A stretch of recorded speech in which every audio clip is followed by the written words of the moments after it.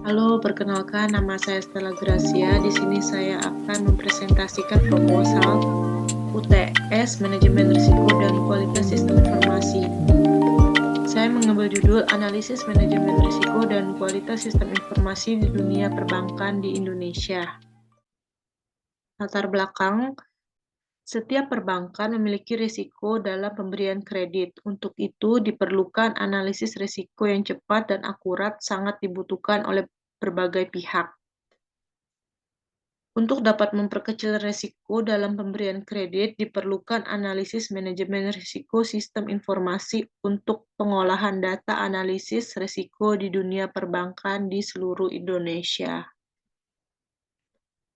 Rumusan masalah yang pertama, perbedaan tingkat risiko pada bank konvensional dan bank syariah di Indonesia. Kemudian implementasi manajemen risiko dan pembiayaan dalam upaya mencegah pembiayaan macet di dunia perbankan.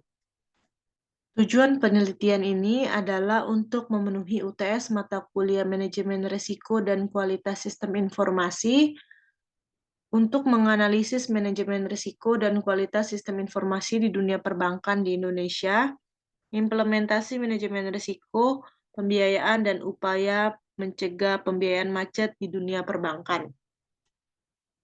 Manfaat penelitian ini diantara lain untuk memperluas wawasan, pengetahuan, dan pengalaman peneliti untuk berpikir secara kritis dan sistematis dalam menghadapi permasalahan yang terjadi.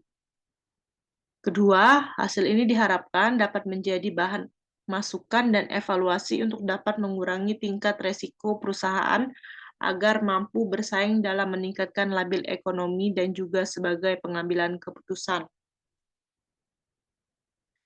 Landasan teorinya di antara lain urgensi manajemen risiko pada perbankan. Penilaian risiko yang ada di dalam bank syariah dapat dilihat secara nyata dari hubungan antara kemungkinan dan juga efek yang mungkin terjadi atau impact. Hal ini disebut juga sebagai qualitative approach. Dalam bank syariah, manajemen risiko bank syariah akan menggunakan juga sistem antisipasi risiko. Antisipasi risiko di dalam manajemen bank syariah memiliki tujuan, di antaranya preventif, di mana terdapat persetujuan dan opini dari Bank Indonesia. Detektif, yaitu adanya pengawasan di dalam bank syariah yang meliputi aspek-aspek, antara lain adalah aspek perbankan yang diawasi dari Bank Indonesia dan juga aspek syariah yang diawasi oleh Dewan Pengawas Syariah. Jenis dan risiko. Terdapat beberapa jenis risiko yang ditangani dalam manajemen risiko bank syariah. Antara lain adalah risiko pembiayaan, risiko yang terkait pada pembiayaan untuk korporasi. Risiko pembiayaan. Risiko jenis ini terjadi akibat adanya kegagalan dari counterparty untuk melengkapi kewajibannya sendiri. Di dalam sistem bank syariah, maka risiko pembiayaan akan meliputi hal-hal seperti risiko terkait pembiayaan yang memiliki basis pada natural contracts. Jenis risiko ini berfungsi untuk mengidentifikasi serta menganalisis adanya dampak yang terjadi dari keseluruhan risiko pada nasabah. Risiko pembiayaan akan meliputi hal-hal seperti risiko terkait pembiayaan memiliki basis pada natural contracts. Kedua, risiko yang terkait pada pembiayaan untuk korporasi. Risiko ini berkaitan dengan analisis sales cost profit, assets, dan liabilitas. Kemudian diperlukan juga analisis cash flow. Bank syariah adalah salah satu unit bisnis. Dengan demikian, bank syariah juga akan menghadapi resiko manajemen bank itu sendiri. Bahkan apabila dicermati secara mendalam, bank syariah merupakan bank yang rentan akan resiko. Secara umum, resiko yang dihadapi perbankan syariah merupakan resiko yang relatif sama dengan yang dihadapi bank konvensional. Berikut adalah perbandingan antara bank konvensional dan perbankan syariah. Yang pertama, identifikasi risiko. Bank konvensional, general banking risk, sedangkan perbankan syariah, general banking risk syariah specific risk. Dalam penilaian risiko, bank konvensional melakukan penilaian risiko. Perbankan syariah juga melakukan penilaian risiko. Antisipasi risiko. Bank konvensional antisipasi risiko. Perbankan syariah general banking response. Syariah banking response. Monitoring risiko. Bank konvensional monitoring risiko. Perbankan syariah general banking activities syariah specific activities.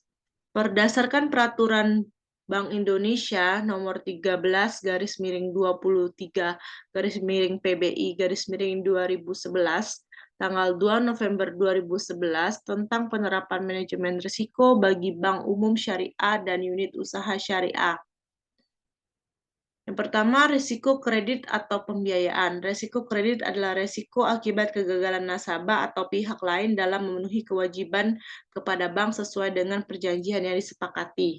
Kemudian ada risiko pasar.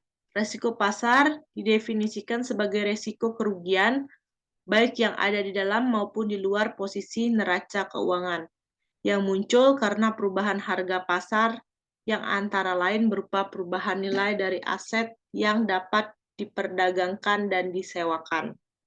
Kemudian ada risiko likuiditas. Ketidakmampuan bank untuk memperoleh sumber pendanaan arus kas sehingga menimbulkan risiko likuiditas dapat disebabkan antara lain oleh dua hal.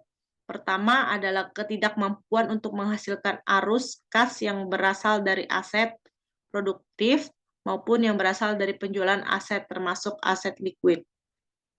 Merupakan ketidakmampuan untuk menghasilkan arus kas yang berasal dari penghimpunan dana, transaksi antar bank syariah, dan pinjaman yang diterima. Kemudian ada sumber risiko operasional. Munculnya jenis-jenis kejadian risiko operasional merupakan salah satu ukuran keberhasilan atau kegagalan manajemen risiko untuk manajemen operasional.